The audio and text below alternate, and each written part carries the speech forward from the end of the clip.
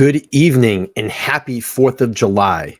Can the Alec Murdaugh trial help solve the Idaho murders? We'll find out in this episode of the Let's Talk Live podcast.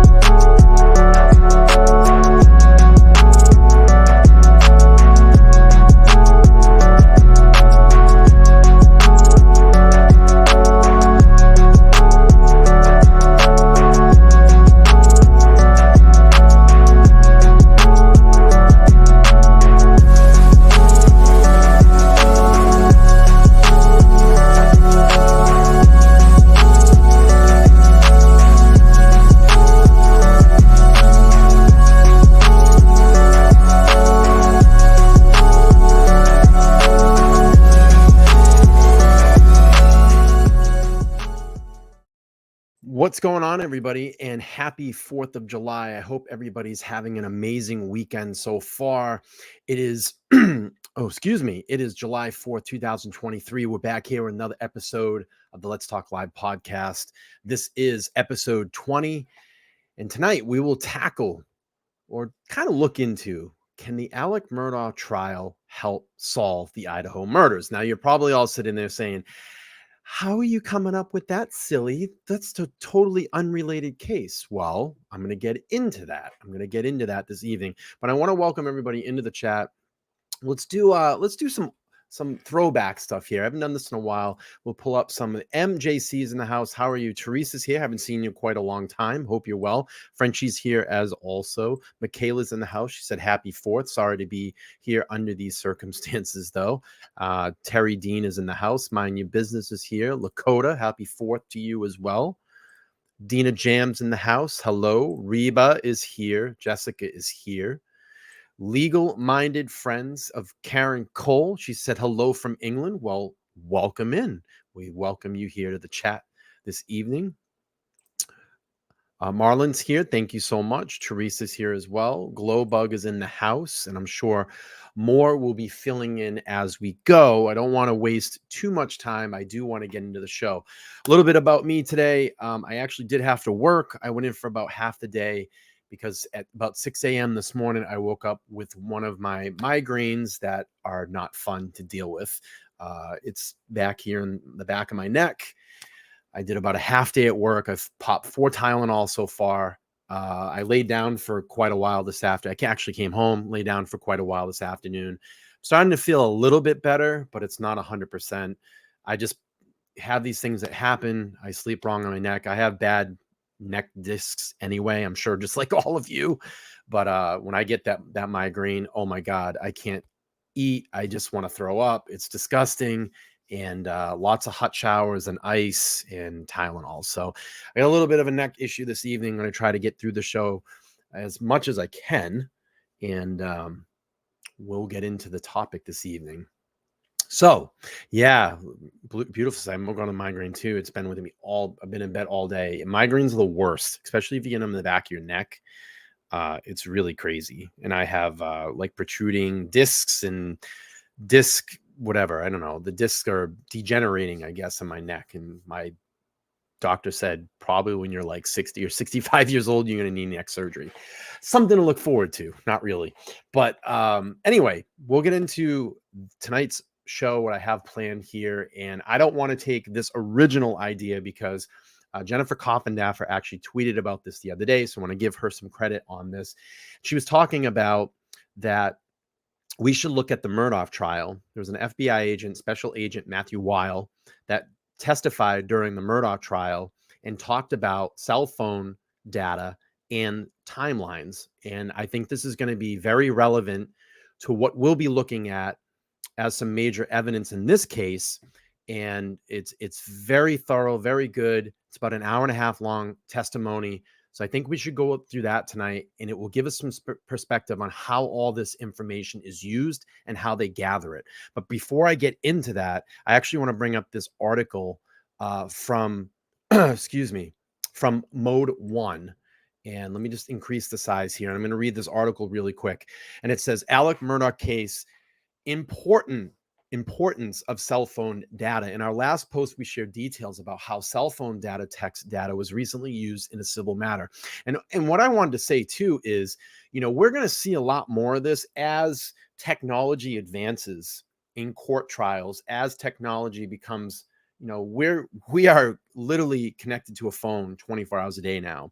All of this stuff is being used now in court cases, and it's going to get the technology and the evidence and fact finding and all this is going to get better as we go on through the years, because different companies will come up with different tactics. The FBI will improve their gathering of evidence and how they actually come across and get their evidence. So I do see that cell phone data, locations, timelines, stuff like that is going to be very pertinent to cases going forward, especially in today's world. So I'm going to read through this. This time we're looking at a different type of mobile phone data in a criminal case, the Alec Murdaugh murder case. When attorneys think of data for discovery, the first thing that comes to mind is documents, communications, emails. When they expand their consideration, they often focus on those two types of data, with the communications delivered via text messages rather than emails. But cell phones contain many types of valuable information. The recent conviction of Alec Murdaugh illustrates this. For instance, considering multimedia data such as videos. An ABC reporter interviewed a juror, Craig Moyer, about the guilty verdict. In the interview, Mr. Moyer said the evidence was clear when he heard the voices on that video taken from Paul Murdaugh's phone. Paul was the son who was murdered. The senior Murdaugh insisted that he had not been at the crime scene, the family dog kennel, until discovered his wife's and son's bodies. However, the video and its timestamp put the convicted attorney at the scene of the murders just moments before the victim's phone were locked. After that video was played in the courtroom, Murdaugh finally admitted that it was indeed his voice. For the jurors, that piece of cell phone evidence was the turning point in the trial. Even before the trial, and those in the courtroom saw the video and heard the voice, the prosecution said used several additional pieces of cell phone data to make its case. First, the cell phone call log helped them identify Rogan Gibson as the person who received the video and testified that he heard Alec's voice in the video. Prosecutors also used phone logs to pinpoint times of the murders. They used the times that the phone locked. Maggie's locked at 8:49 p.m. and 31 seconds, and Paul's locked at 8:49 p.m. 35 seconds. Neither victim used their phone after that, so the prosecution claims Alec Murdaugh them in the following minutes. Excuse me 1 second here. I'm just going to sip of water. Additionally, GPS locations might have used to place Murdaugh at the scene of the murders, except that he knew not to have it on him. He did, however, have it on him when he attempted to create his alibi, driving to his mother's home to check up on her. But by comparing the GPS reader for that trip to the historical data on his vehicle, the prosecution showed that he drove much faster that day than he usually drove on trips visit to his mother. So I want you to understand and see all these different things that they may look at in the Idaho case. I'm sure they're going to look at this. I'm sure they're going to have an expert, an FBI expert that will testify to this type of evidence. He exceeded 55 miles per hour speed limit by traveling as fast as 80 miles per hour at night, even though his typical daytime speed was only 40 miles per hour. The prosecution conjectured that he was trying to create a time frame that would make his presence at the scene of the murders questionable. Since his mother is a late-stage Alzheimer's disease, she could not testify about the length of time of his visit. Very smart, by the way, to think that. Then there's the fitness tracker data, and we've heard this in the Idaho case, that Strata app. We don't know why they pulled that. We can only speculate. There's obviously some data on there that they're looking at. According to the cell phone evidence, experts from Law and Crime Trial Network, Alec Murdaugh's phone recorded 283 steps taken in 4 minutes. That was when he claimed he was waking up from his nap and heading to his car to drive to his mother's house. Those steps created suspicion. How far away might his car have been? Wouldn't have been mentioned in any of the activities on that way to his vehicle. One forensics expert and attorney delved into data on cell phones and could find a trove of valuable information. In the Alec Murdaugh double murder case, it seemed to be enough to convict him. Attorneys needed to regularly request cell phone data to ensure that they're getting the complete story. And then this is for a company that's called Mode One. I am not sponsored by them, but if you're looking to collect mobile data, you can reach out to them and use their services. So I thought that was a really great article and segue to what I wanted to get into this evening. And we're going to pull up that testimony of Mr. Special Agent Matthew Weil in the Alec Murdaugh trial, so we can get a better perspective on how all of this types of information come together in criminal cases. All right, let's sit back. We've about an hour and a half. I appreciate you all being here, and I hope that you find this testimony valuable as to explaining how some of this evidence will be looked at in the Idaho murders. All right, let's play through this. State Call Supervisory Special Agent Matthew Weil.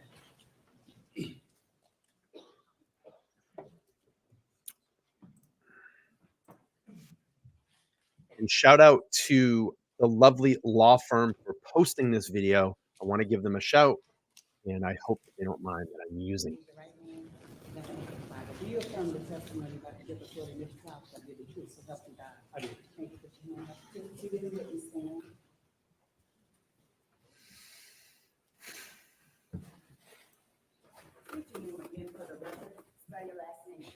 My name is Matthew, last name Wild, W-I-L-D-E. All right, good afternoon, Agent Weil. Good afternoon. Where are you employed, sir? I'm a supervisory special agent with the FBI. I'm assigned to FBI headquarters, but I sit in Rock Hill, South Carolina. All right, and specifically, what are your job duties in Rock Hill, South Carolina? Right now, I supervise 5 full-time agents and about 17 part-time folks in my unit, the cellular analysis survey team. Okay, and explain to the jury what the cellular analysis survey team is. So the cellular analysis survey team, or CAST, is a group of about 80 special agents. Legal-minded friends Karen Cole said the sad thing about with the fast driving, defense broke it down and it showed gradual increases in taking average was not true account. Judge did not let this evidence in. Agents and task force officers. We're all across the country. And yeah, but I think that there's a lot of other things there that kind of pointed to Alec Murdaugh. We specialize in is analyzing historical phone records. In that case. Specifically the location data associated with those. All right. And is that something that you do personally in your job? It is. Okay. And explain just a little more. I know we'll get more when we get into your report, but what do you mean when you analyze cell phone location data? What are you doing when you do that? So what I'm doing is I'm looking at the call detail records. These records are very much like the old paper phone bill we all got in the mail maybe 10, 15 years ago. They have the date, they have the time that the calls occurred. They tell me who called who. So if I made a phone call or somebody called me, those numbers are listed on there. They have the duration of the call. The major difference between the old paper phone bill we all got in the mail and the records I look at is the records I look at have a cell tower. So they tell me which cell phone tower was used to handle that call. And then they tell me which side of that tower was used to handle the call. So what I do is I take that cell tower information, I can compare it to a list of all the cell phone towers for that carrier, whether it be Verizon or T-Mobile or AT&T. And then I can take that date, time, and general location from the cell phone records, and I can compare it to a known date, time, and location. So most of the time when law enforcement is investigating a crime, they generally know what date, time, and location that incident occurred. Okay. And as part of your cell phone analysis, do you also take location data directly from phones, if available, and plot that as well?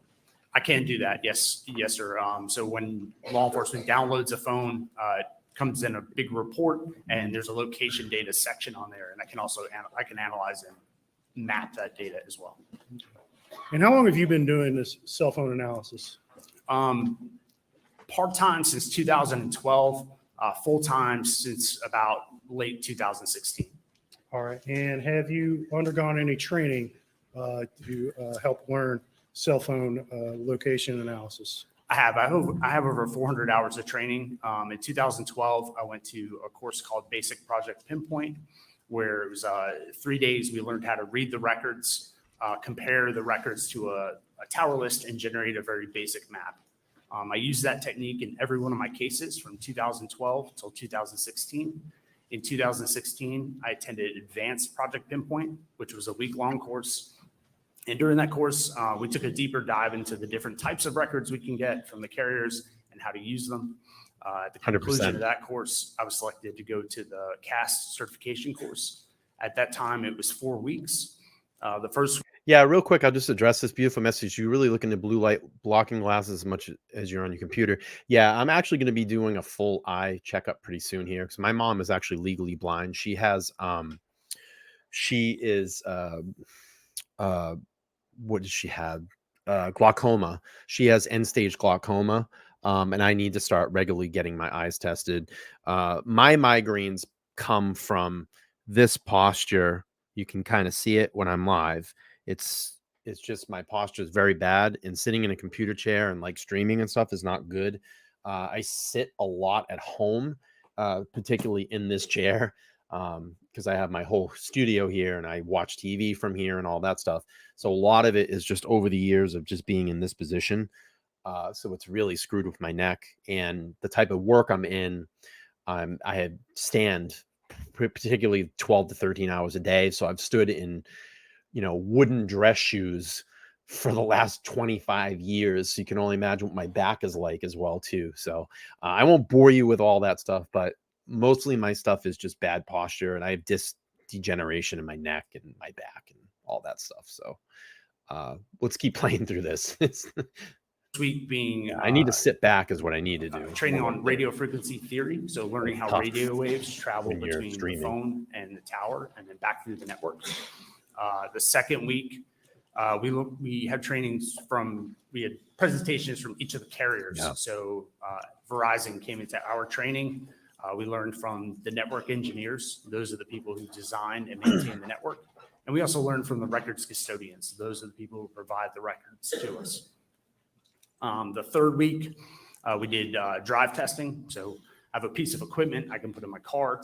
I can drive around a specific cell phone tower. And I can figure out generally how far that tower reaches.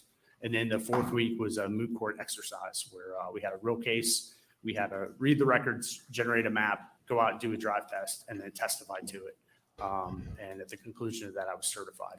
Now, every year since then, I've attended the CAST recertification course, which is usually 4 days. Yeah, and CAST is going to be used a lot in the Idaho trial as well. So you're going to get familiar with these terms, CAST, pings, you hear a lot of that stuff. I'm sure, you're all, a little bit skilled in this. I'm not an expert. That's why I like to listen to experts. And I thought this would be, a fun exercise for us to go through, because this will probably some of the familiar testimony that you'll hear in the Idaho case when they start kind of going through all this cell phone tower evidence. So we'll keep playing through here. Where we go back and meet with all the carriers. We get technology updates. And then because we're located around the country and sometimes in different parts of the world, we do case presentations to each other, what we're seeing in our respective areas. Okay. And in your role as a CAST supervisor and prior, have you ever been qualified as an expert in court before? Yes. How many times? Over 130 times. So you've done this a time or two before. Yes, sir. I'll try that This- white grape and- juice. When you've been qualified before, specifically, what have you been qualified as? I've been qualified as an expert Daniel. in historical call detail record analysis and cellular technology. All right.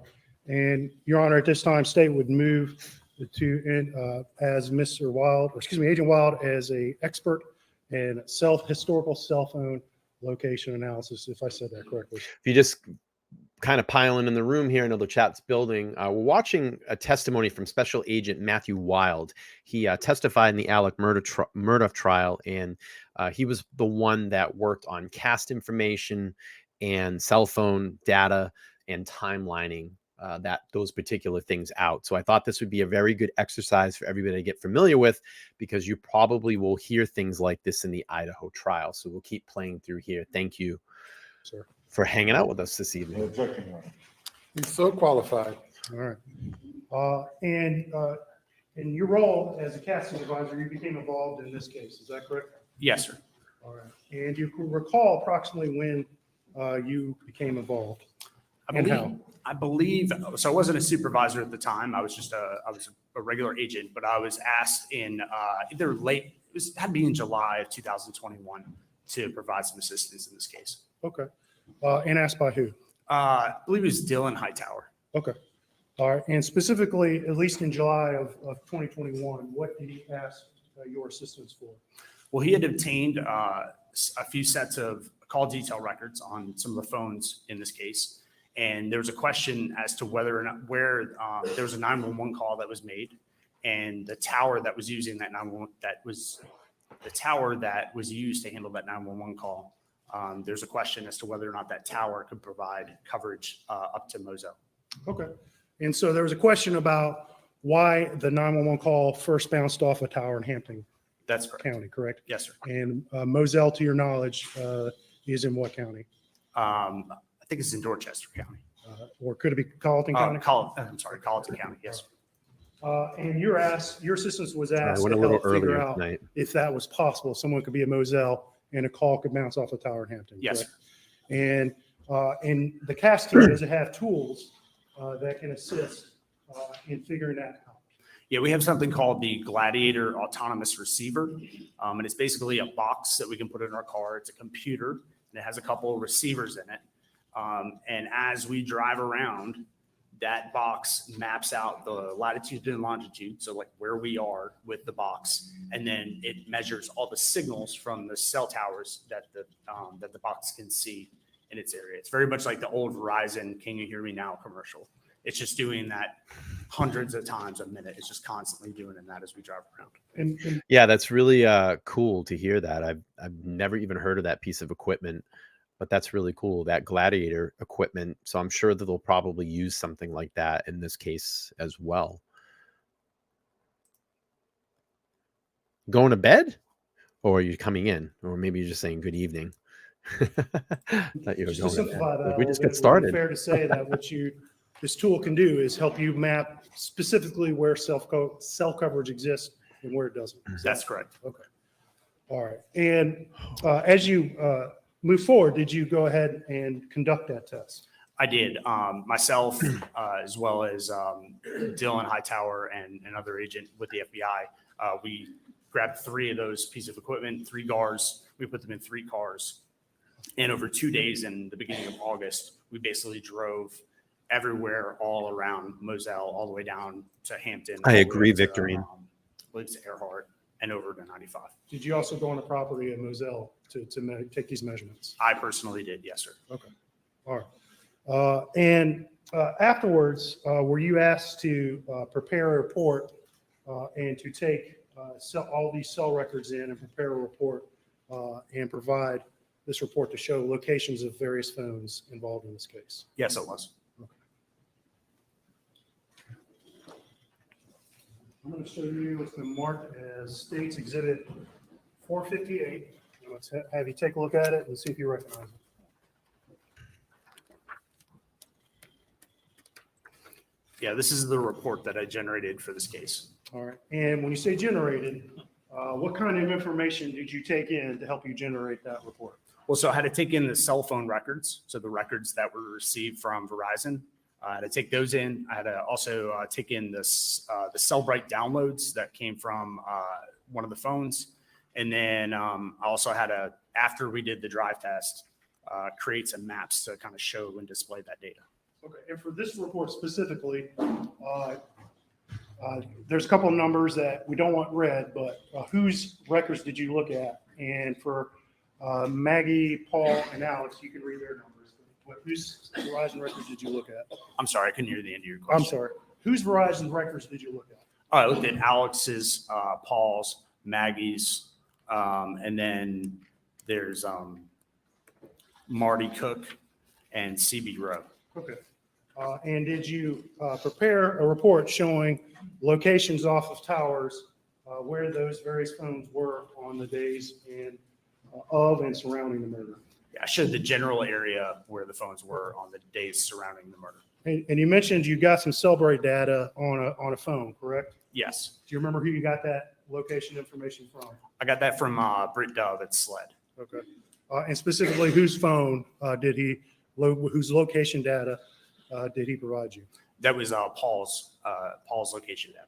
All right. And did you plot those locations provided on your report?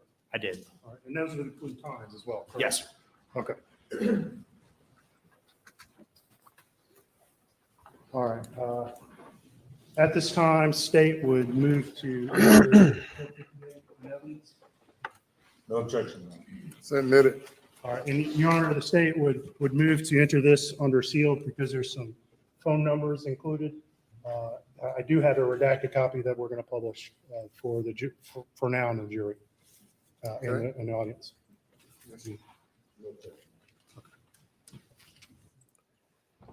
All right. Agent Wild, I'm going to ask you to step down with the court's permission. Brendan, thank you so much for the And we're gonna- $5 We're going to pull this report up. Appreciate you. And this is going to be a little tricky. We got some tight areas to work in, but can you stand in that area there? Yeah, I have my emergency call button set up. If I do the three clicks on the side of my phone, it will obviously phone in 911. I think I have it set up to my mom's phone as well too. Okay, let's keep playing through here. Yeah, it's going to be crazy. Absolutely. I think so too. But essentially what I'm doing is I'm giving you a little bit of a taste of what it could be like during that trial. And I thought this would be, a very fun exercise to go back and listen to this FBI agent talk about how he came up with detailing and laying out all of the cell phone data with the timeline in the Alec Murdaugh trial. This is very interesting stuff.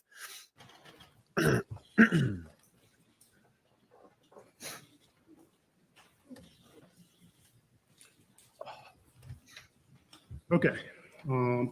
So Agent Wild, I'm going to hand you this, and I'm going to essentially ask you to start going through this report with the jury to explain to them.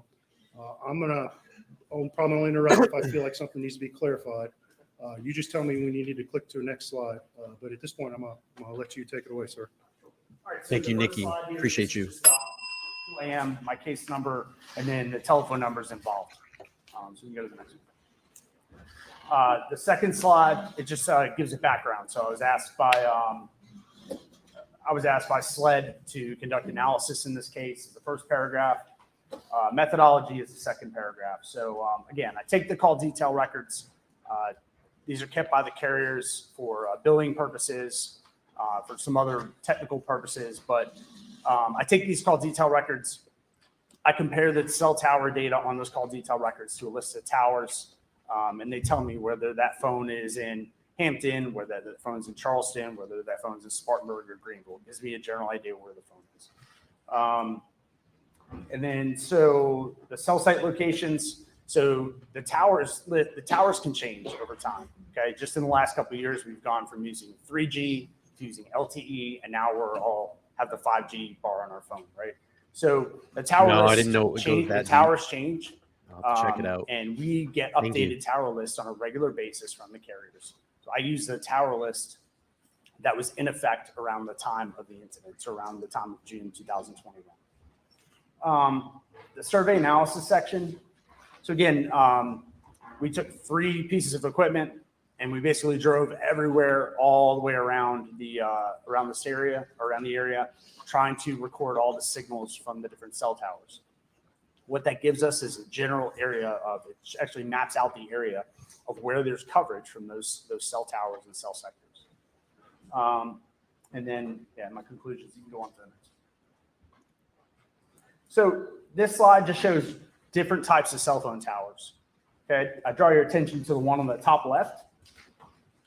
We have these speaker-looking devices It hanging could on be, this, though. on It this could. tower. It could, Daniel. Those are the antennas that transmit and receive. That's why I wanted to play this tonight. I want everybody to kind of be aware of what's going to happen, what could happen in this case.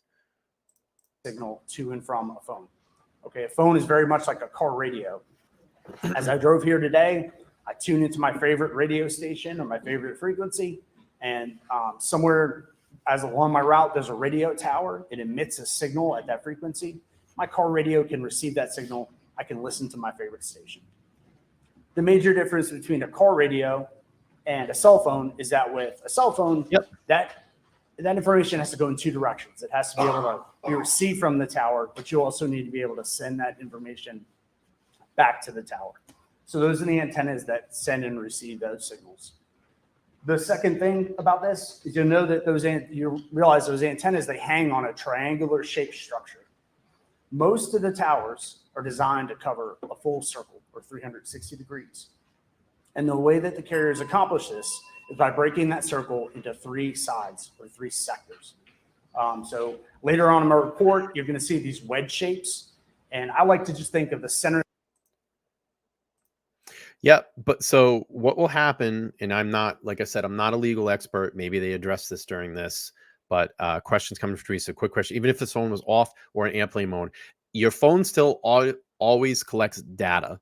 So even if my phone is off, it's still collecting data, telemetry, from my understanding. And again, I'm not, don't quote me on this, but I've read a couple of articles that those apps are still collecting data. So the minute you turn your phone on, it's collected movement. It's all going to be there. I think we've gone over this before. Again, I'm not 100%. I'm not an expert on this. I've read some articles. I know there's some speculation about that, but I think, in my opinion, my strong opinion from what I've read, is that your phone will constantly continue to collect data. And we've talked about Wi-Fi's as well too. You know, when your Wi-Fi and Bluetooth is on, I mean, I can probably show you right now. And this is what, you know, I don't think people understand. And I don't know how good I'm going to be able to show it on screen without revealing too much. But, you know, my phone right now, if you know, I get too close, but it's trying to connect, and I'm sorry, I can't get in focus, but it's trying to connect to Wi-Fi right now. So your phone is always sending out pings to try to connect to different things in the area. If I went to my Bluetooth right now, I mean, look at all the million things that it's trying to connect to Bluetooth in the area. So it's pinging out those signals. Yeah. Legal Mind says, yes, your phone is always running in the background. So my phone's trying to connect to like 15 different things in my house right now. I think a lot of people don't understand that. You know, Wi-Fi, I got 4 or 5, you can see it. I got 4 or 5 different things. Look at it. More things just popped up. So keep that in mind. When you have those particular things on, that's what its job is on the phone, to send out signals to say, hey, you know, I have an available device here that could connect. Do you want to connect? Obviously, you have to make that connection, but it's pinging that device and it's sending signals back and forth. That wedge shape is nothing more than the center of one side of this triangle. Going on in a lot of other places, urban, more suburban areas. I don't think so. There's not really room to build like these big towers like this one on the top left. So they start putting them on the sides of buildings. The smaller ones will be on top of light poles in the cities. You're welcome. So just because you don't see it or you don't realize that it's there, it's still there. Another example of that, of course, is my favorite, the pine tree. These are all over the place, and they usually sit about 150 feet taller than all the other trees around them. But at the top, there's these spray painted antennas, and they provide the same service as a regular tower, such as this. Good. All right, so again, the tower is separated into three. Most towers are separated into 3 sides or 3 sectors. When I look at the call detail records, they tell me the tower number, say it's 23. They tell me the sector, say it's 1. What I have to do is I have to go into the tower list, and I have to look up tower number 23, and then I have to look up sector 1. And that tower list is going to tell me which way that sector faces. What I'm looking for there is something called the azimuth or the orientation. Azimuth and orientation are just two big scary words for direction. Okay, so if the azimuth is 0, all that means is that side of the tower faces north. Okay, if the azimuth is 180, all that means is the tower faces south. So what I have to do is I will draw a line at 0 if it faces north, and then I'll go 60 degrees in one direction, 60 degrees in the other direction. That gives me 1/3 of that tower, 1/3 of that circle, which is the sector in which the energy is being emitted. You can go on to the next one. So I display that information using this wedge shape. So you can see this is a 120-degree wedge. There's just shaded area. Sucks. I wish we could see the display. I mean, I can see it a little bit on the monitor, but that would be really cool if we could see that courtroom display. So we're going to kind of use our imagination here. He's showing this to the jury. So I just wish we had that capability to look at it because I'm very interested in seeing what his diagram looks like. In the middle. Okay, just because that shaded area is there doesn't mean the phone has to be within that shaded area.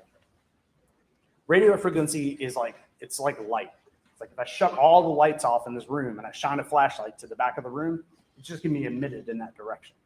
That's all I'm saying by showing the shaded area, that the energy from that tower is being emitted in that direction. Good. And then this is how I map the sectors on the map. I use that wedge. Each one of these green dots on this map happens to be a cell tower. And so generally the phone's going to be somewhere within this wedge, within the arms of this wedge, but somewhere between the tower that's being used and the next one in that direction, but closer to the one that's being used. Yeah. Hey, All right, another set of records hanging out that we can get, something called RTT or timing advance. This is a Verizon case, so the records we have are called RTT records. What RTT records are is it's an estimation of the distance between the phone and the tower at the time that that transaction occurred.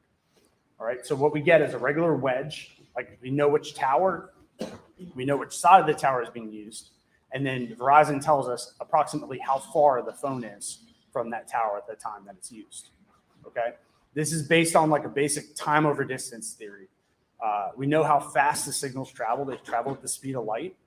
And then all we have to do is time them from the time it takes to go from the tower to the phone and back to the tower. And then we can estimate the distance. So the phone, when these types of things occur, we have these records. What we're going to have is this hot dog or this wedge, this shaded wedge here, or this shaded band here. And that phone's going to be somewhere inside that band or just slightly inward from the band. And would another, could you use another word for that shaded band? Could you call it an arc? An arc, yes, yes, sir. All right, so now this slide, this is going into the actual case here. So this is showing the legend. So this is where all the locations in this case are located. Starting with the top left one. If you haven't already, about 90 people watching, go down there and smash that like button. Let's try to get this up to 100 likes. If we get over to 100 likes, then I'll gift out a free membership. Let's smash that like button, please. Appreciate it. Thank you for joining me on this 4th of July. Just kind of hanging out this evening. We're doing, if you just came into the chat, we're watching a section of the Alec Murdaugh trial where Special Agent Matthew Wild testifies about cell phone data and lining up a timeline. I thought this would be very helpful because most likely we're going to hear something like this in the Idaho case if it does go to trial. So it'll just give us a little bit of perspective of how things work in this particular area of expertise. All right, let's keep playing through here. The top one, the red pin here in the center of the page, that's the address of the crime scene on Moselle Road in Island. Next is the green pin, which is Alameda. And then next is the orange pin. That's 1104 Luray Highway in Hampton, South Carolina. The purple pin is 123 Russell Road in Brunson, South Carolina. And I'm going to stop you there, Yes, sir. and let's go on to the next slide. Sucks. I wish we could see the And slides. one of the We things I'm can't. gonna ask you to do, Agent Wild, as you go through some of these, the colors kind of bleed sometimes on these monitors. So some the jury may not be able to read some of the place names from where they're at. So each time we go to a different map, if you just kind of provide a general orientation of where, the cities are, and some of the roads are, just so the jury can stay with us, please. Okay, that works. All right, so this map, I can't read the time frame on the bottom. Okay. All right, and so that's cut off on the very bottom there? Yeah, and, but it's okay, we'll figure it out. Can I? Okay, Yeah, well, we can can go I through use- the exhibit. Okay. Where's the one I just did? There we go. Got it. And I'll keep up. Okay, so you that's fine. can see.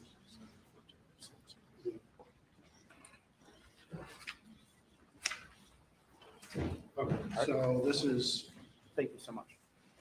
all right, so what's the time frame? on So this the slide? time frame for this one is June 7th, 4:53 p.m. to 6:09 p.m. And this is the activity for Paul Murdaugh's phone, ending in 7845. So the blue pin is the address in Okatee, South Carolina. Okay, and what times do you show Paul's phone in that general area near Okatee, South Carolina? So between 5:40 and 6:03, generally in that area. On the afternoon of what day? On the afternoon of June 7th. Okay. All right, and there's several hits off several towers, I Yeah. think. There's some down here. There's some at the bottom. So 453, 511. It's using the tower just south of there. And then 521 through 609, the phone is using the tower north of there. And just so the jury understands, this is that sector you're talking about a few Yes. minutes ago, right? So when the tower pinged off this at in this sector at this time, in theory, that phone could be anywhere within this sector, correct? That's correct. That phone could be anywhere within that sector. It can also be slightly outside of that sector because those lines, I can't go out to this tower and look up and see those three lines coming off. It's kind of like a fuzzy area between the sectors. So the sectors aren't hard and fast every time. Correct. But, it's just as in your general experience, within what range will you usually see a phone ping off a particular tower? What's the general max range? And I know it can vary. Well, it can vary because it depends on where the phone is. In a rural area, the phone could be 6 to 8 to 10 miles This is very important. Let's listen to this part here. from the tower, and it can use that tower. It just kind of depends on where it is. Because towers usually pretty far apart out in rural areas. In rural areas, they're set up for population density. So in rural areas, not a lot of population, a lot of farmland, they're going to be further apart. Whereas if you get closer into the city or suburban areas, they're going to be closer and closer. 100%. And as a general rule, do cell phones try to connect to the nearest tower where they have the best signal, correct? Well, the cell phone tries to connect to the tower and sector it sees as the best signal. This is interesting as well, too. It's not always the nearest tower, but most of the time it is.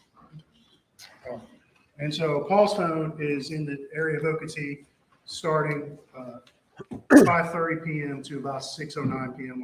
on the afternoon of June. Yeah, this is from the channel's called The Lovely Law Firm. So, That's correct. I don't know, I've never and heard of it. just so it's clear for this jury, we say Paul's phone. You can't testify as to who was holding that phone, correct? That's correct. I have no idea whose hand that phone was in during each one of these calls. All we know is that was the phone that we believe he was using. But Paul's phone is in these areas during these times. It is. Okay, we'll continue with Paul's phone. So And- this next slide is 6:17 p.m. through 7:30 p.m. And basically at 6:17, the phone is way south down here on the bottom of the page. And let's do some general orientation here. All right. What's this town right here? Can you read that? Yamasee, Okay. Yep. And this is Hello, where? Maura. that's Varnville, Okay. And that green was again what? Almeida, And red, and this red up here is? that's the Moselle. Okay. All right. So what do you see this phone doing during this time frame starting at 6:24 p.m.? Yeah, so between 6:17 and 6:53, it's traveling north. Yeah, but the thing that you have to look at, MJC, is everything that's leading up to it, and everything that's leading up to when his phone went off. Jennifer Cofferdaffer actually has been tweeting some timelines. We actually went over them the other night in our stream, and I would suggest going on her Twitter. She's released it in, I believe, 3 different parts, and she's showing where that dropped. But it still is showing what direction that he's traveling in and where his phone connects to. So it still puts him in that general area, if not in that area of King Road. Um, and again, we don't know when he got there. Was his phone on? Did it ping off Wi-Fi? Did it try to connect to some Bluetooth? There's been some rumors out there as well. To me, there's such a totality of evidence. And again, I know a lot of people hate me here because I say this. I get a lot of hate on this channel because of it. And everybody thinks for some reason I swung in a different direction. I haven't. I've been very clear how I felt in this case. I feel that the evidence is very strong against Brian Kohberger, but I've always said he's innocent until proven guilty in a court of law. And the totality of evidence right now shows me that they got the right guy. We just have to find out when it goes to trial and when more evidence starts to come out. I mean, that's the way I see it. I know a lot of people will not agree with me. I get a lot of hate for that, but that's how I feel. It's when I look at the totality and read through the evidence or the legal documents that we have right now, that leads me into that direction. And believe me, there's going to be so much more evidence that comes out in this case. Yes, she's great. She's been on fire lately. If you haven't checked out her Twitter, she's been on fire. From the bottom of the page up to the side and then kind of to the top. And then finally, Mary. Yeah, we're not going to talk about Nevada 7:05 Street tonight. At 7:30. You did a good job last night, Mary. Thank you. Okay. And this is just Yeah, it could be possible. It could be possible. pinging in this area at 624, correct? Yeah, these are just the phone calls. These are the phone calls that are coming on the phone. Those are the towers that the phone is selecting as the best tower at that time. And this general direction seems to be traveling up north, and Okatee would be somewhere down in this area off the map, correct? Yes, sir. And that's off to the for the right. I know I'm going to get yelled at in the comments about you pause the videos too much, but I'm trying to answer questions in the chat because this is a live show. We answer the questions in the chat. So Donis G says, isn't there also car technology that can show history of when a car was and where as well?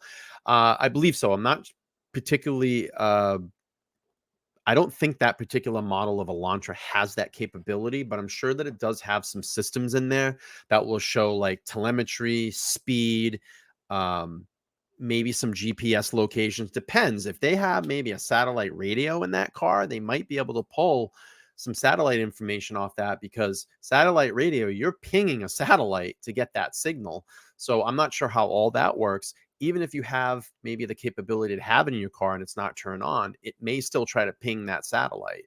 I know in my car, my BMW, if I don't have the satellite radio hooked up, but it always says like searching for a signal. So that's telling me that it's trying to ping and hit a satellite. So they might be able to get that particular data from the car. So there's lots of different things. There's lots of different information in cars, kind of like a black, like a airplane black box. But I'm not an expert as far as the extentivity that if that's even a word, that car would have as far as data, but we'll find out. Record off to the right and below where this slide is. And then you see the general progression north towards Mississippi. Yes. And we see sector 3 here. And what time is it pinging in sector 3, just due south of Moselle? It's at 6:53 p.m. Okay. And then we see it switch over to sector 1, which is a north facing sector, correct? Yes, sir. And what time is it in sector 1? 7:05. Okay. And then at 7:30, it uses that same sector 1 at a distance of 2. Yeah, Patrick brings up a good comment. It says you can believe that he's guilty while still acknowledging he deserves a fair trial. The two can coexist. You can accept the outcome of the trial no matter what it is. And we will accept the outcome of this trial if it gets to trial. If we get to trial, we will accept it. Again, it could be the way that we want it to go. It could go the way we don't want it to go. But Brian Kohberger, being accused of these crimes, deserves a fair trial, just like everybody else in America. If you're accused of a crime, you should have the access to a fair trial. You should get a fair trial. we need to find out. We need to find out the answer to this. And if he's not the guy, and the evidence shows that, then we still got a lot of work to do. We got a lot of work to do to find out who did this. 0.91 miles, which is in So the it's- area of Moselle. So it's 7:30, it's somewhere in this arc, like we talked about before, correct? Yes. The arc, the number provided by Verizon is not necessarily 100% accurate, right? It's not, because depending on where the phone is, if the phone's out in the middle of the field, 1 mile from the tower, it should register at a mile. But if the phone's in a house, or let's say the phone's in this courtroom, those signals have to go through the exterior walls of the courtroom, hit my phone, then go back out through the exterior walls. And it might slow the signal down, which will make the distance just slightly further. So it's generally reliable, but not necessarily exactly accurate when you see that RTT distance. It's correct? it's not exactly accurate. Okay. All right, but regardless, at 6:53, it's pinging to the south of Moselle in Sector 3, and at 7:05, it's pinging in the same sector where Moselle is to the north, correct? Yes. And so what inference can you draw, in your opinion, of what the cell phone did between those two times? Well, between 6:53 and 7:05, I mean, it could have moved from Sector 3 to Sector 1, or it could have been on the line between Sector 3 and Sector 1 at that time and just bounced back and forth But you would agree that generally this direction is towards where? towards Moselle. Yes. Okay, and we're on the next slide. And tell us what we see. This is still Paul Murdaugh's phone. It is. This is 7:30 p.m. to 8:40 p.m. Okay. So here on the right side of the page, starting at 7:30, there's those activate RTT hits at, And that was the same from the last that's the same from the last one, slide. Okay. right? And then 7:33, there's another RTT hit and a call. I'm sorry, another RTT hit on this tower to the bottom left. And then where those arcs overlap, when they're in close timing to each other, that's generally where the phone is going to be.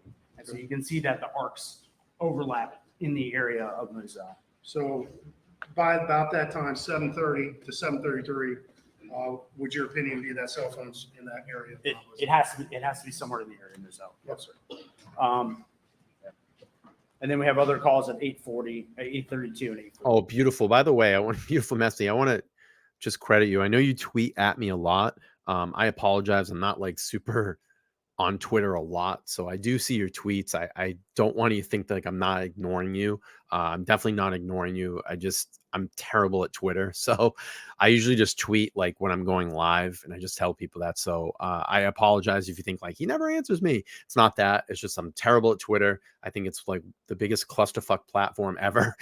I just wish they could fix it. There's certain things I just don't like about it. You know, I just don't like the fact that you go to someone's profile. I should just be able to see all their tweets in order. They stick all this bullshit in between all the tweets. So it takes you like 10 years to get to someone's tweet from like 3 days ago. And then I just wish it would be a lot easier when you click onto it. It just shows you the replies. You have to like jack the whole thing around to find out who replied and what information they said on that tweet. So if they could just fit, Elon, if you're listening to me, just make it easier for people. Go to the profile and have all their tweets in order, kind of like a Facebook timeline, you know, just do that instead of putting all this crap in the middle of it. I don't get it. I don't get it. Okay. 8:40, and it pings off of this sector at 8:40? Yes. Is that correct? And that's sector which off this tower? That's Sector 1 off of that tower. Thank And you, again, Eagle. I appreciate Same it. direction as Moselle. Yes.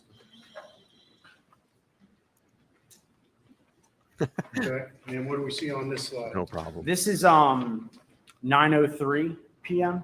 on June 7th. But can you agree? So here Definitely there's could fix there's a Twitter. call, Elon and then definitely there's an could fix Twitter. RTT distance. Of You know what I'm talking 3.11 about, right? miles. Okay, and let's just do some general orientation again. The red is what? This red marker is what? That's Moselle. Okay, and the green is what? It's Alameda. Okay, and then what's this town right here? That's Barnville. Okay, all right, and we have a hit at 9:03:22. Yep. All right, I don't twit. and it's off sector what? It's all Sector 3, but again, there's there could be a little overlap there between sector 3 and sector 1. Okay. And so there's a chance, I mean, the phone's likely still in the area of Moselle, it's just using a different sector. Okay, your opinion is it's likely in the area of Moselle. Yes. I know for a fact that there's signal from this sector in the And area. then of we have, Moselle. you have a slide to show that. I should, yes. Okay.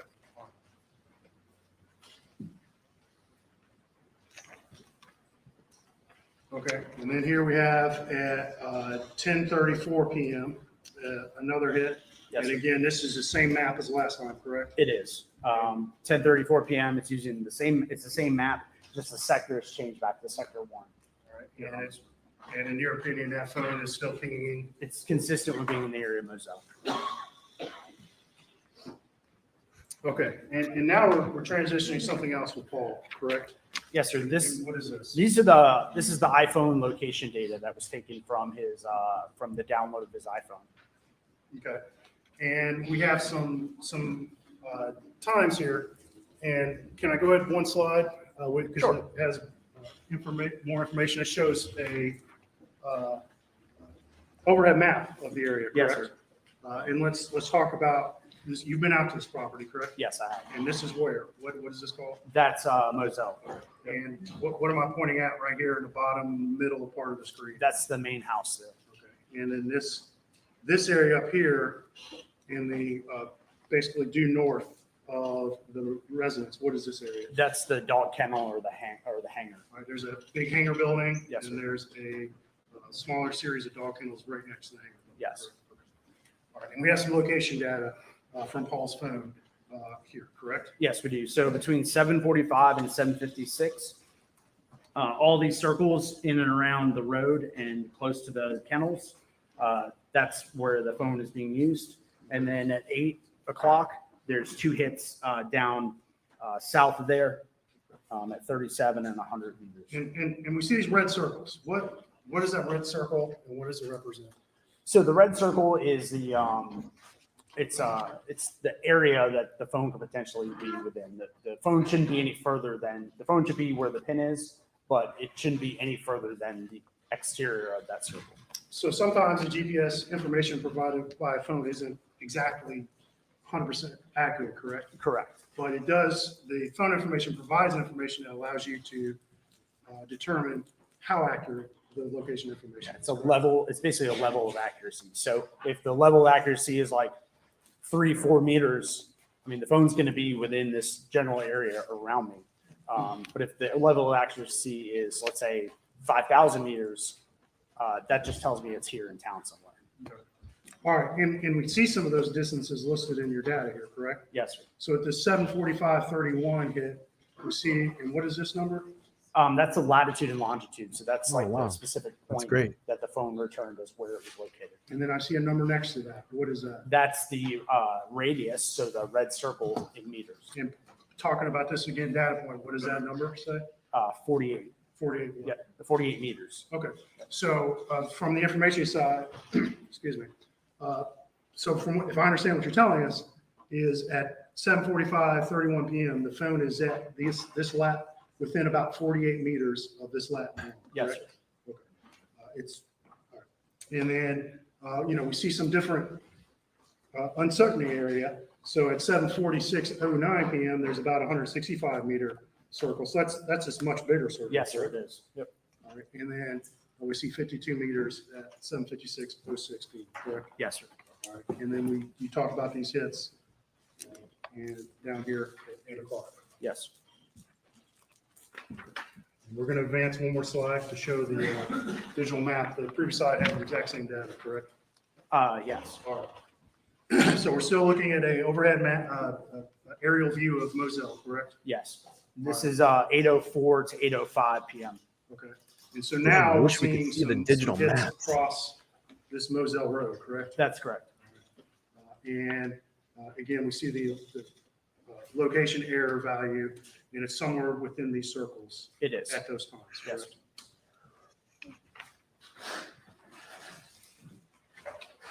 correct? Okay. Now, we're at 8:06:20 PM, correct? Yes, sir.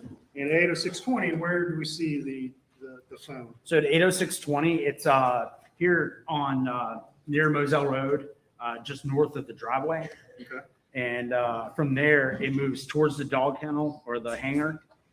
It moves towards the dog kennel or the hangar, then kind of up the driveway, and then finally winding up back at the house at about 8:14. So we see a series of location hits, correct? Yes, sir. And of course, looking at the timing, it would appear that the phone moves back through the kennels, correct? Yes. And then moves up this road towards the house at the main residence, correct? Yes. And we see some circles associated with this data, but several of these circles start to get pretty small, correct? Yes, they are pretty small. And what are those size of those circles? 20 meters are the final ones that are in and around the house. And just so I clarify, we see the blue pin, right? Yes. And that represents the actual lat long that was recorded by the phone. Yes, it does.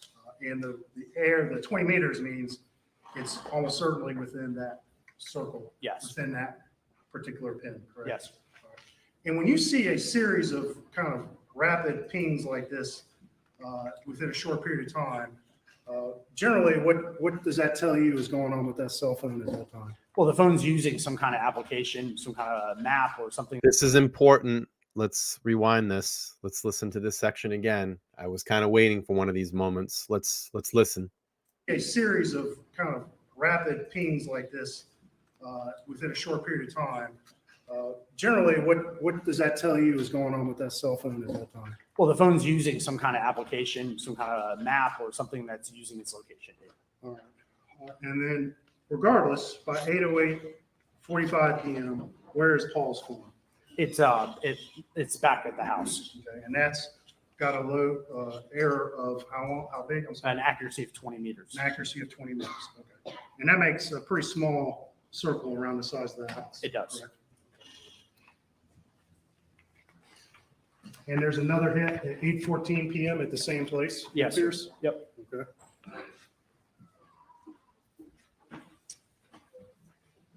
Okay, now we moved on. We're still looking at this overhead map of Moselle, and we have some more hits starting at 8:14 and going through to 8:35:07 p.m., correct? That's correct. And all these seem to be centered around the residence. They correct? are. Yes. Now, there's some varying degrees of accuracy, correct? Yeah, there's one that goes up to 165 meters, but most of them are between 20 and 79. 8:35:07 p.m., that phone, Paul's phone, is within 20 meters of the Moselle residence, correct? That's correct.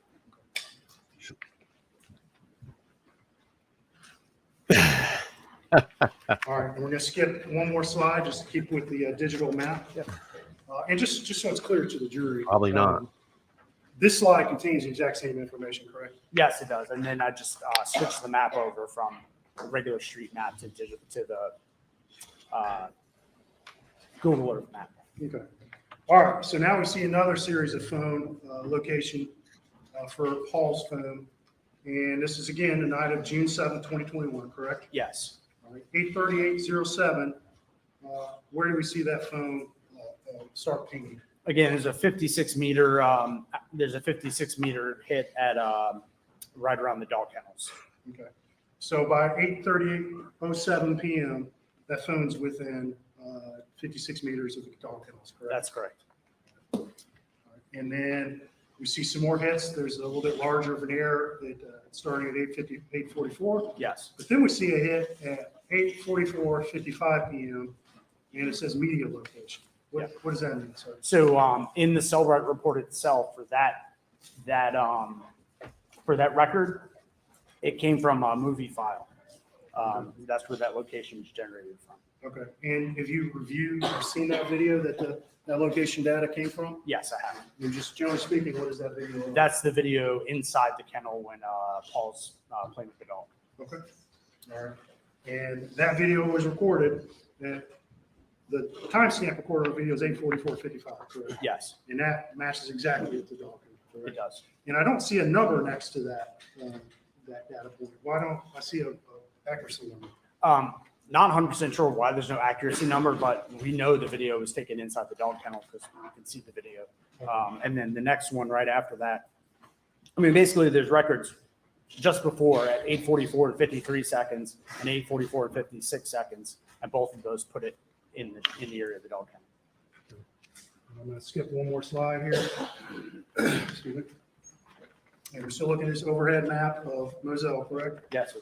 And we have, looks like a hit location data at 10:18 Yes. PM and at 10:18:03 PM, correct? Yes. And both those are centered on where again? They're, again, just right there in the vicinity of the dog kennel. Now, did you plot every single location data point that you received from Lieutenant Dove? No, I did not. So between 8:44 and 10:18, there was a series of location data points, but most of them were between like 4 and 6 or 7,000 meters.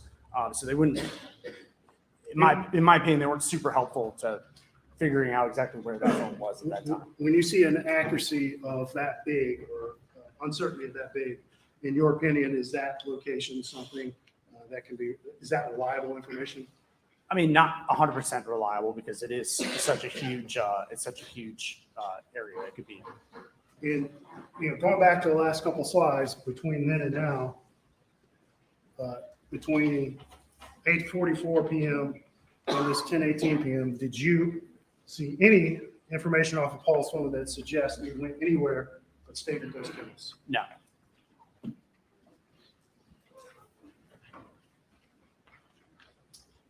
All right, now we're going to move on to Maggie's phone, correct?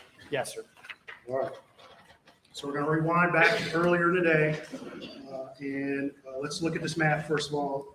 What is this map generally of? This is like the West Ashley area, so just south of Charleston. Okay. And we see some tower hits in this starting at, About 4:25 p.m. and then ending at about 7:05 p.m. The phone's generally in this West Ashley area. so Maggie's phone remains in that general area until about 7:05 p.m. Yes, sir.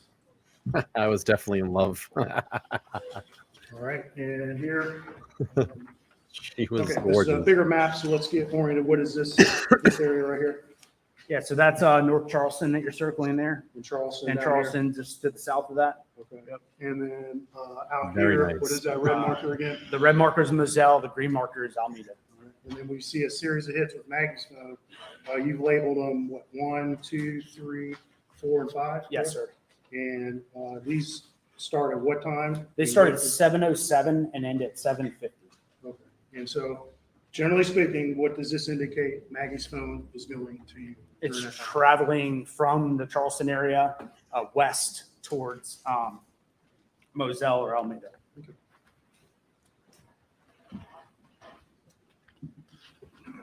All right. And here, we have a hit at 7:50 p.m., 7:50:20 p.m., correct? Yes, sir. All right. And where is this? That's right in Walterboro, actually, right here. Okay. Right here in Walterboro. Yes, correct? sir. And did you take a look at what appeared to be Maggie's general route from Charleston out towards Moselle? I wonder how like if you're Alec Murdaugh and you're sitting there and you're like, holy shit, this guy's like lining out everything, timelining everything, showing every single ping. Like, I wonder if you're like freaking out. For that time? Yes. And what road would she most likely have been on to travel that way? Route 17. And so that route would have taken her right through the center of Walterboro? It would have, I yes. think If you haven't or you have seen the Linda Lane video, what I actually did is I went back, cleaned up the audio, enhanced it, and I put a night filter on it to kind of clean up some of the video as well too. I'll drop the video here. I have the full-length video on my channel. I cleaned it up this afternoon. I'll drop the link to it if you want to go back and check it out for yourselves. I do see a white vehicle. I'm not saying that it's Brian Koberger's vehicle, but I do see a white vehicle with the cleaned up video that I made in that video. But you all can comment or speculate, drop some comments on it, give it some thumbs up, and curious to see what you all think. right out here, correct? Yes, sir. And so she's somewhere in this sector at 7:50 p.m., probably right in the middle of Walterboro, correct? Yes. All right. And just in your analysis, did you just looking for a rough number here? Did you calculate a rough drive time from here at the center of Walterboro out to Moselle? Yeah, it was under 30 minutes. roughly 30 minutes, Roughly give or 30 take? Okay. And this ping is at 7:50, 20 Yes. p.m., correct? All right. Now, were there any other, did you get any more tower information off of Maggie's phone for the rest of the evening? No, that 7:50 PM was the last tower hit I received, but that was on the records for Maggie's phone. Okay. And there were some phone calls to Maggie after 7:50 p.m., correct? Yes, But were any of those answered? no, And so you don't have any good tower information for her phone after 7:50 p.m.? that's correct. All right, now we moved on and we're looking at whose phone? We're looking at Alex's phone. Okay, and what time frame are we talking about here? This is 4:10 PM to 6:25 PM. Excuse me. Let's get oriented here. This is the red marker is what? Moselle, And the green marker is what? Alameda, Okay, and then the town of, what's this town right here? Hampton, Okay, and Barnville is just south of there. okay. And we see some hits off these two towers between 4:10 and 6:25 p.m., correct? Yes, All right, and are you familiar with the location of the law firm formerly known as PMPED? yes, All right, and is that in the vicinity of Hampton? it is. And would that be within these areas that Alex's phone? Yeah, that would be consistent with the activity on the phone records. Okay, and that's up until when? 6:25 PM. All right. And here we are, the next slide. And again, orientation, green is what? Alameda, Red is what? Moselle. Okay. And what information do we see here? Here we have a number of calls between 6:40 and 9:10 PM, and they're all using tower 159.263. And that's That's the This one tower? shown, which faces north and is consistent with being in the area of the Moselle property. so starting at 6:40 p.m., you see him north in this sector, which is the sector where Moselle is. Yes, sir.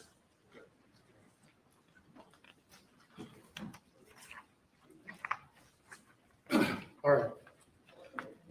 So here we are. Let me go back. And these rest of these phone calls ping in the same sector up until 9:10:47. Yes. All right. And now, what time frame are we talking about with this slide? Now we're looking at 9:12 to 9:18. Okay. And in the 912 phone record, where does Alex's cell phone ping? Which sector? Uses sector 3 on tower 159.263, which is the one closest to Moselle. All right, so somewhere south or close to the border of this tower, correct? Yes. And then at 9:18 p.m., we see a ping off of this tower, correct? Yes, off of 159.217, which is closer to Barnville. And it would be in the north, most likely in the north side of that. Yes. tower, correct? Okay.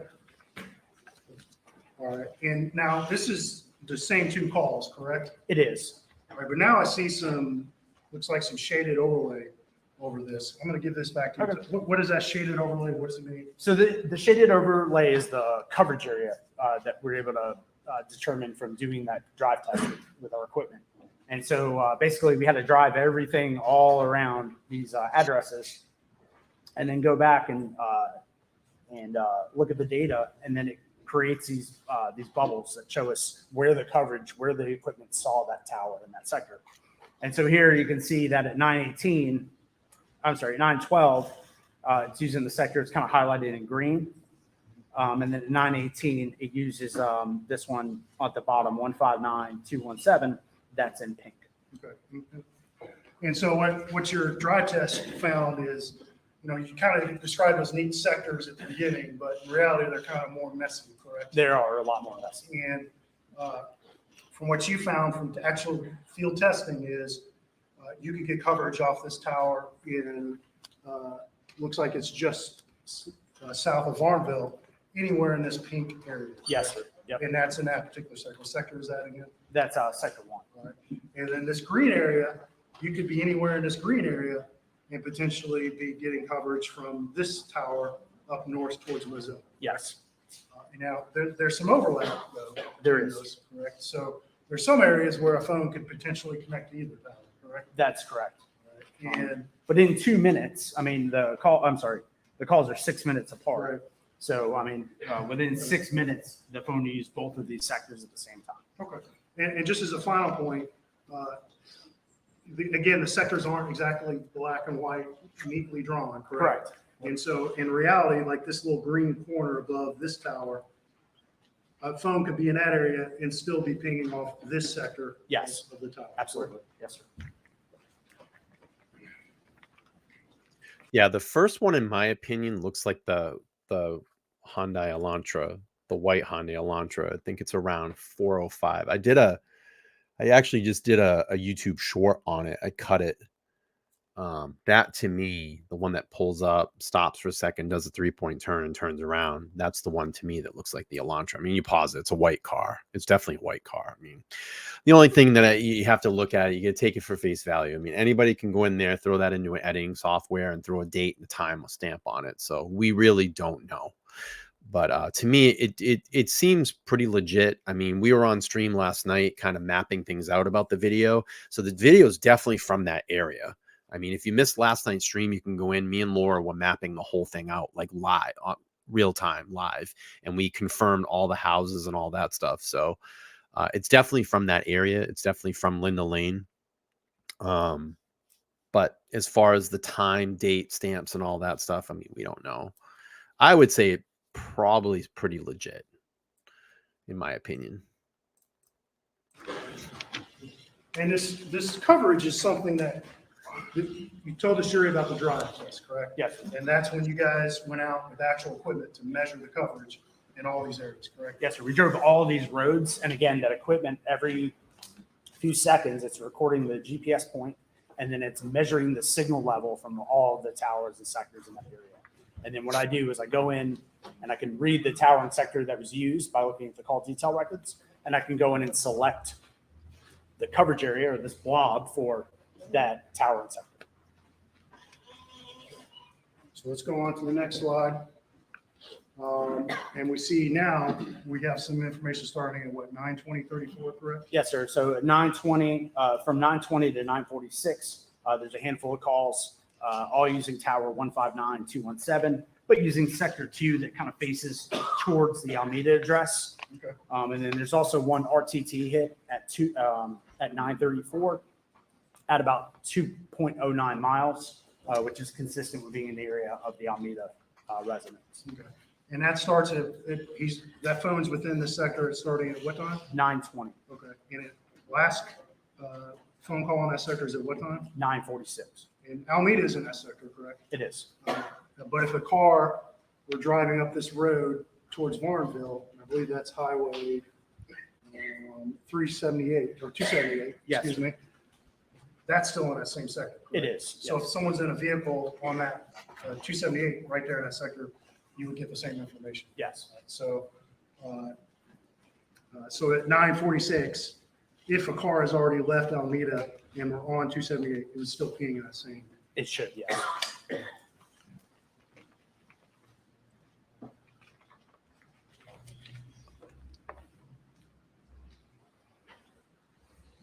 All right, we'll go on to the next slide.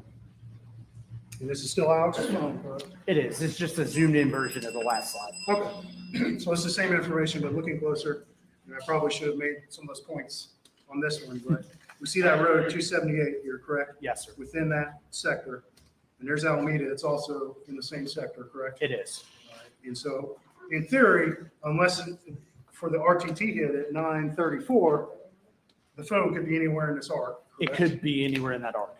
And for the rest of these hits, it could be anywhere within this whole sector. It could be anywhere between this tower and sector and the next one in that direction. Okay. Okay.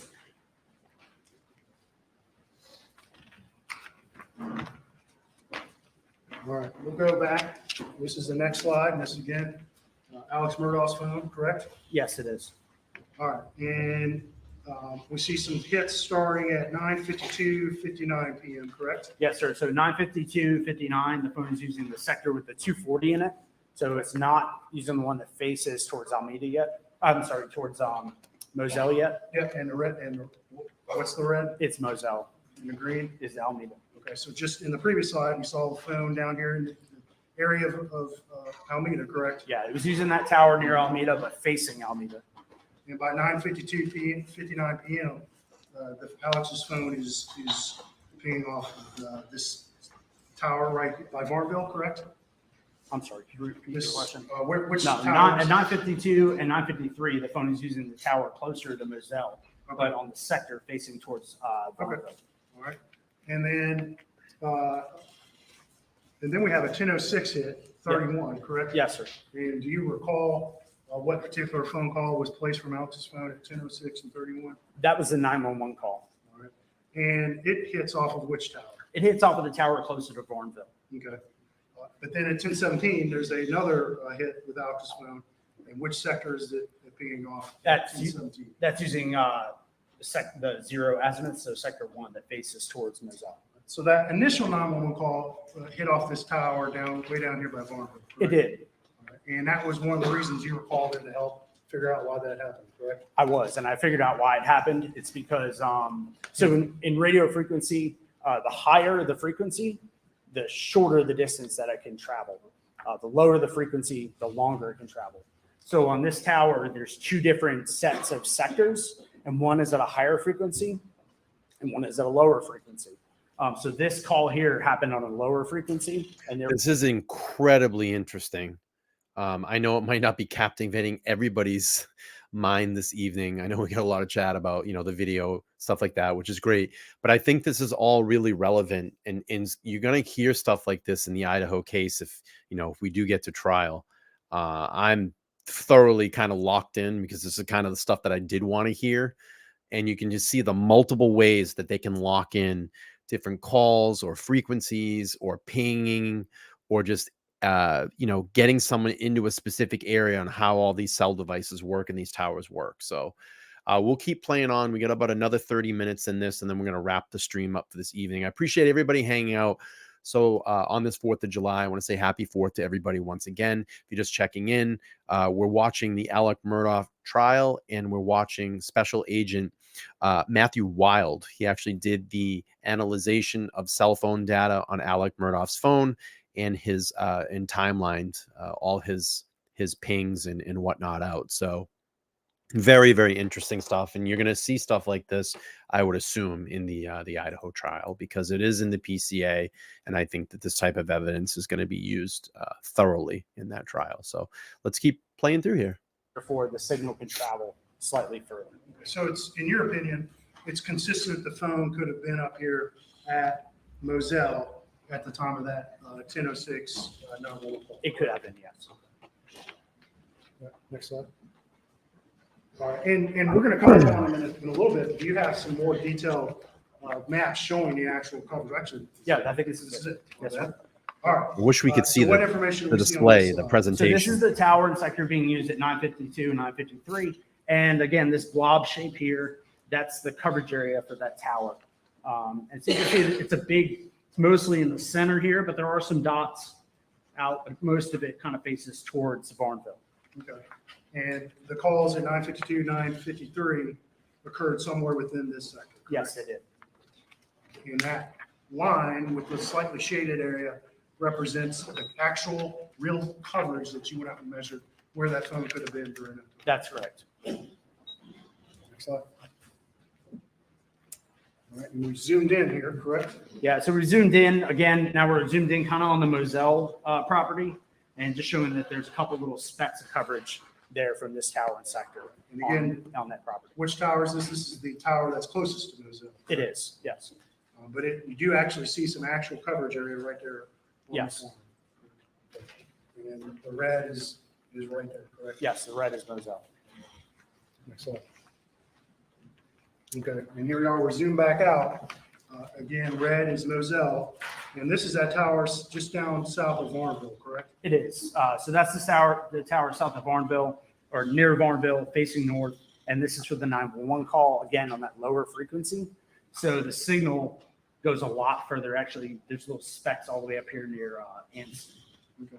So this is Varnville, this is Moselle, And this is the coverage that you actually went up, and measured in with real equipment. Yes, sir. And you've determined all these shaded pink areas, if a phone could get coverage in this tower sector in those pink areas. Yes, And we see some of that pink area up right by Moselle. we did. Yes. Next slide.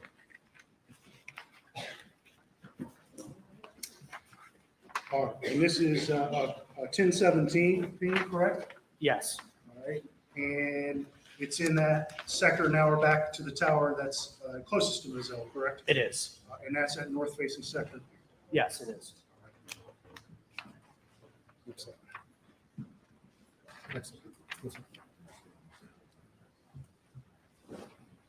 one. All right, and here we see, again, a 911 call at 10:06:31 p.m., correct? Yes, sir. That originally pinged off of this Varnville tower. correct? Yes. But we see, this is the two coverages overlaid between these two towers that both have coverage at Moselle, correct? Yes, it did. And you see some of that pink from that Varnville tower up right on the Moselle property, correct? Yes. But you see more from the green from this tower sector that covers that same tower. That's correct. So, go ahead. Next slide. And here we're zoomed in, correct? Yeah, we're zoomed in now, and then we have both of the coverages showing. So we're showing the pink, which is from that tower down by Varnville facing north, and then the green, which is from the tower right here close to Moselle, also facing north. And you can see there's coverage from both of those towers actually in the area of the kennels. Okay. And in your opinion, that phone We're getting to the kennels now. could have been right in that area for both these phone calls at 10:06 and 10:17 p.m. Yes. And that's Alex's phone, correct? Yes. And it does appear there's more coverage from the green sector off of this closer tower, correct? There is. Excellent. Okay, and this is just the remainder of the night for Alex's phone, correct? It is, again, 10:19 to 11:18 p.m. And the phone mostly uses that tower closest to Moselle. There is another hit at 10:21 on the tower near Varnville. Next slide. All right, and then continuing, what's I can't believe this guy took the stand. I literally cannot believe this guy took the stand. I mean, your defense counsel almost never tells you to take the stand. I can't believe he took the stand. And I think, it comes down to the whole thing that he could outsmart everybody because he was a lawyer. It's crazy. what's the date on, So this is the next day at 6/8, Yes. correct? So this is June 8th, starting at 6:31 a.m., ending at 8:54 a.m., and the phone's using the tower and sector consistent for being in the area of Alameda.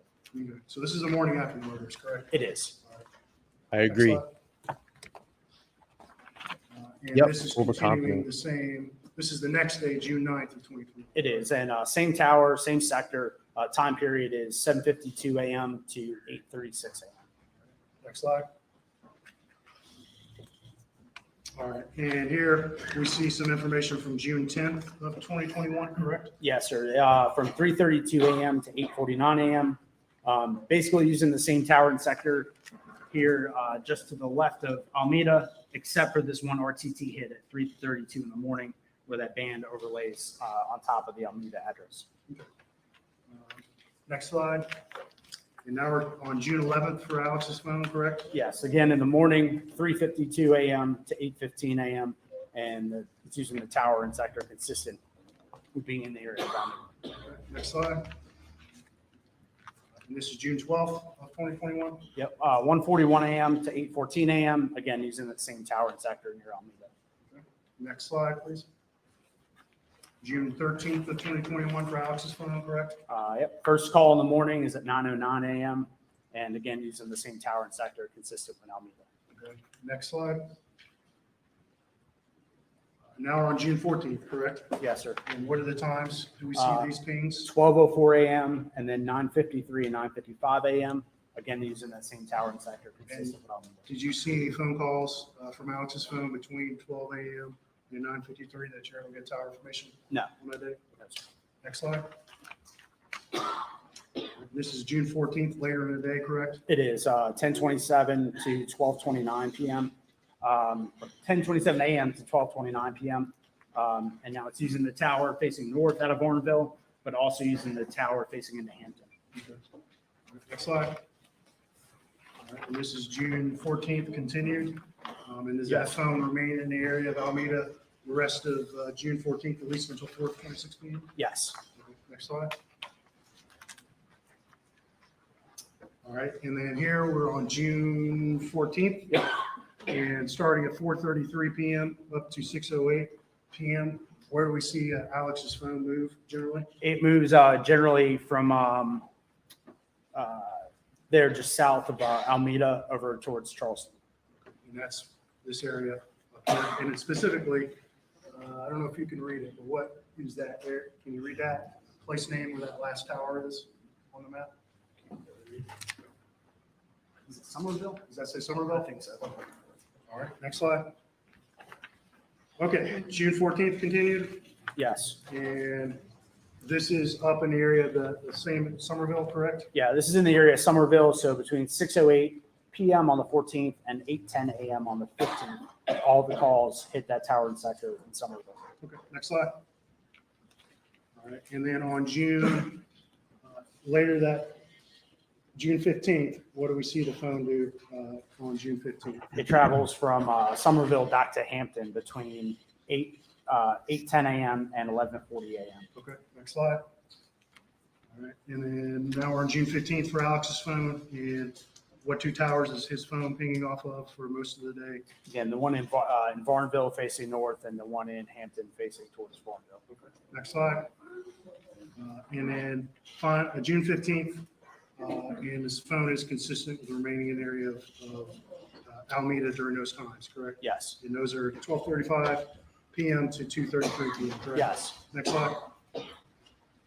Okay, and just real quickly for these last three slides, you also reviewed the records of C.B. Rowe and Marty Cook, correct? Yes, And you reviewed them for the night of the murders, correct? I did. And in your opinion, from the information you can see from their call records and their tower information, were either of those phones in the vicinity of the murder location between 8:50 p.m. and 9 p.m.? No. All right. Nothing further from the state.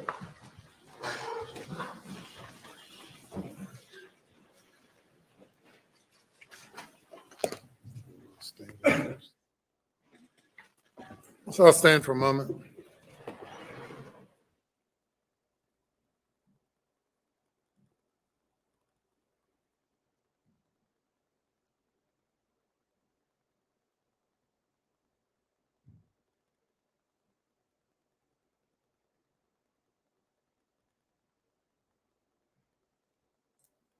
All right, I'm gonna speed this up here. I think you're gonna get some cross. Let's see what we got. Actually, this might be the end of it. Oh, let's see. Judge sits.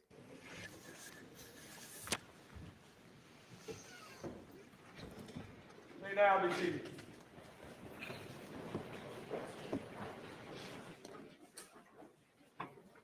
May bring the jury.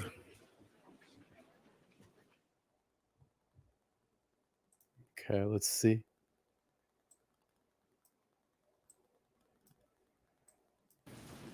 Okay, a little cross here. I don't think I'll have many questions. This won't Little take cross very here.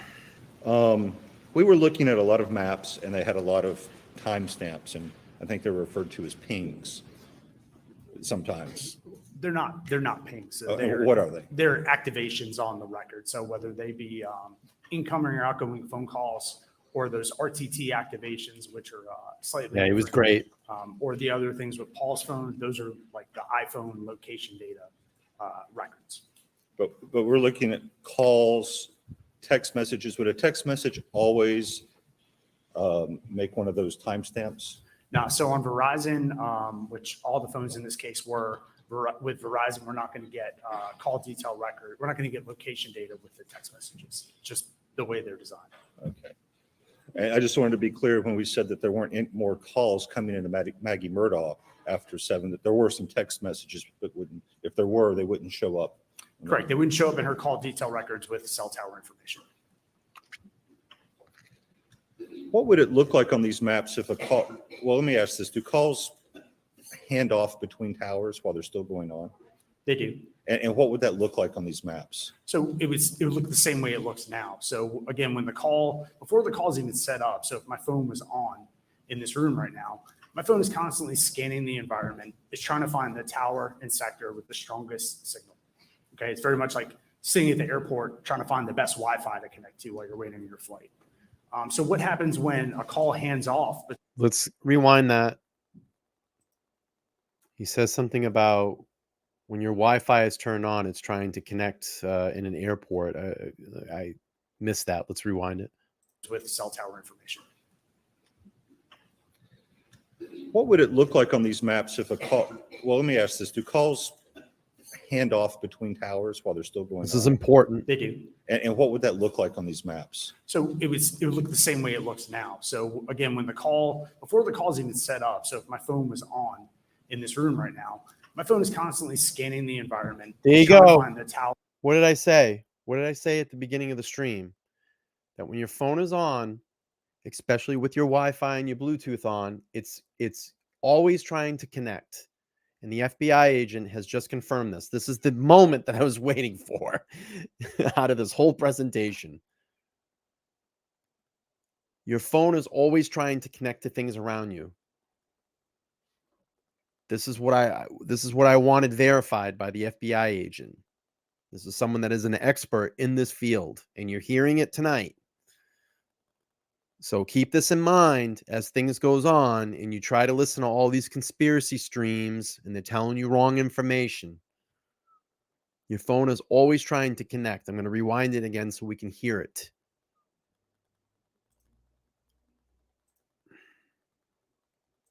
I just wanted to be clear when we said that there weren't any more calls coming into Maggie Murdaugh after 7, that there were some text messages, but if there were, they wouldn't show up. Correct. They wouldn't show up in her call detail records with cell tower information. What would it look like on these maps if a call, well, let me ask this, do calls hand off between towers while they're still going on? They do.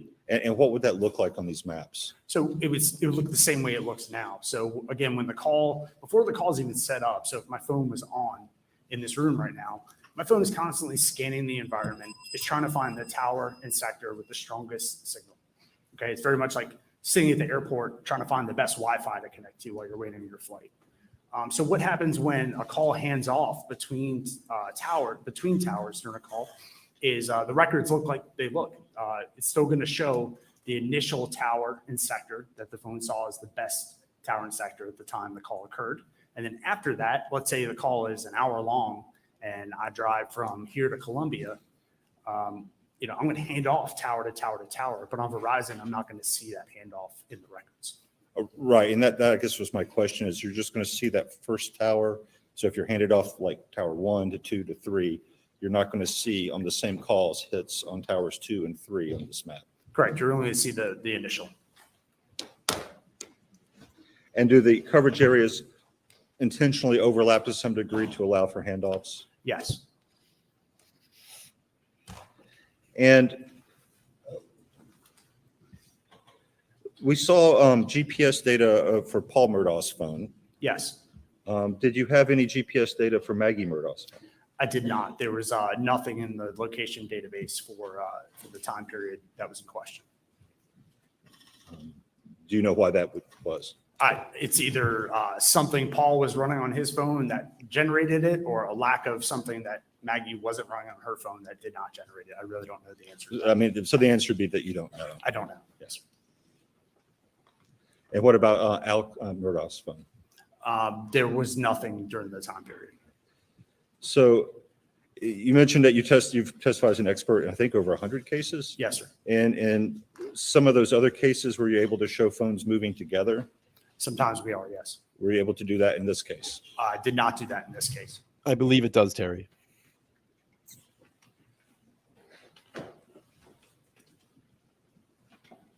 But Verizon is, Verizon's always going to be the dominant tower. A lot of these other companies rent their towers from Verizon. So, I don't know. I'm not an expert on that, but maybe, If not, it's probably pinging a Verizon tower. When you were doing the drive around to create that sort of coverage map, did you go onto the Moselle property? I did. Was that with the consent of Alec Murdaugh? Yes, I believe so.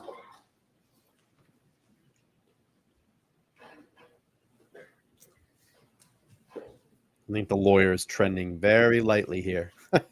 Could we pull up slide 35? I wish we could see the slides. It's the best we could do. Can you see the screen? I can. And I think the previous testimony was that this 10:06:31 call was the 911 call. Yes. I just want to ask about that timestamp because we heard from someone from the FBI yesterday, the 911 call was actually placed at 10:06 and 18 seconds. So what would account for the 13 seconds difference between the two? I guess it depends on the records you were looking at. There might be a slight offset between the records the other person was looking at and the records I was looking at. And the 911 call center, of course, would have a timestamp on incoming calls. Correct. Right. Have you ever seen cases where there's a few seconds difference between those timestamps and this kind of records and what the 911 center might have? Yes, sir. I mean, there's a difference between when you press the green button, and it usually takes a couple of seconds to connect on the other side. And could we, on the Elmo, go to slide 56? And the reason I would like to do this on the Elmo is I think that the presentation was cutting off the bottom of the screen. It was. And this, can we see the top so we can kind of get context for what this is? Just, yeah, slide it down so that the top is visible.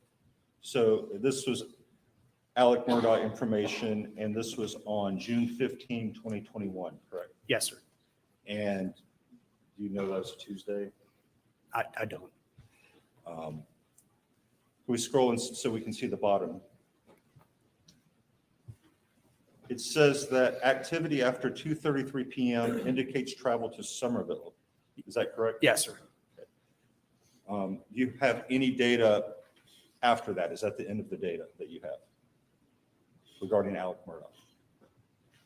Is that the last slide? That you have. Okay. This slide. So this is slide 56 that we're looking at.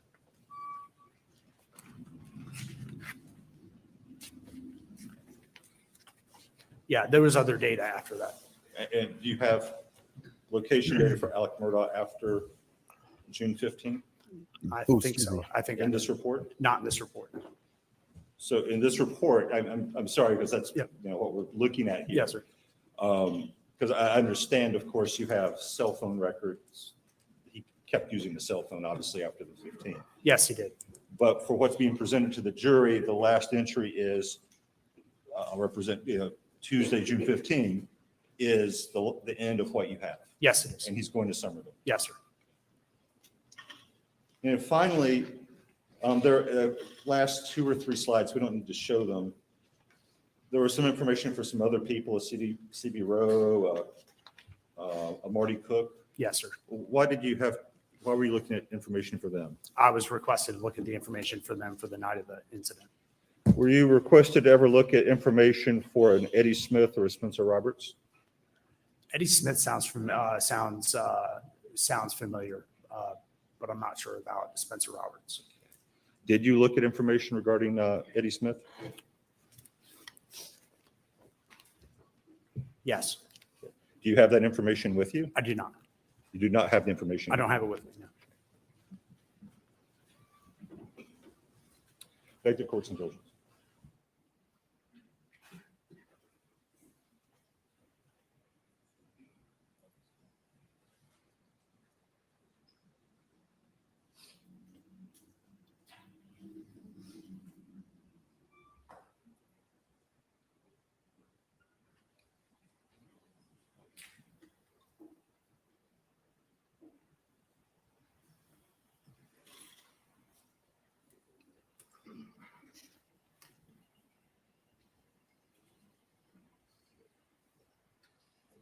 No further questions, Your Honor. By the state. Briefly, Agent Wild, you were asked by Mr. Barber whether you've been able to pinpoint two phones together in other cases, correct? Yes. Uh, Generally speaking, what kind of data are you using when you have been able to pinpoint two phones together at the same time? I mean, first of all, the two phones have to have activity around the same time. So we'd have to have calls at 9 o'clock on one phone and calls at 8:58, 9 o'clock on the next phone. That's the first thing we'd have to do. Second thing is it'd have to be indication the phones are traveling together or stationary at the same place at the same time. Okay. And after 7:50 PM, was there any Verizon location tower information provided by Verizon? There was not on Maggie Murdaugh's phone. There was not. So you wouldn't be able to provide any opinion as to whether her phone was near any other phone in the world after 7:50 PM, correct? That's correct, because there's no data to compare it against. Okay.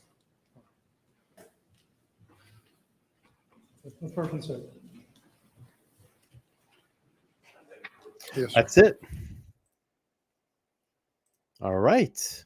Well, that's where we are. I think this is going to conclude our stream here in a few seconds. Let me just do something really quick.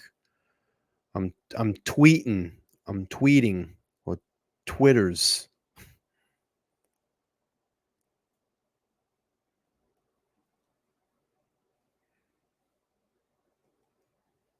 If you're not following me on the twit, oh God, I don't even know my handle. If you want to check me out on the Twitter, it's Let's Talk Live YTC. Let's Talk Live YTC. And I still have my other Twitter account, but I'm trying to get everybody over onto Let's Talk Live YTC. So that's LETSTALKLIVEYTC.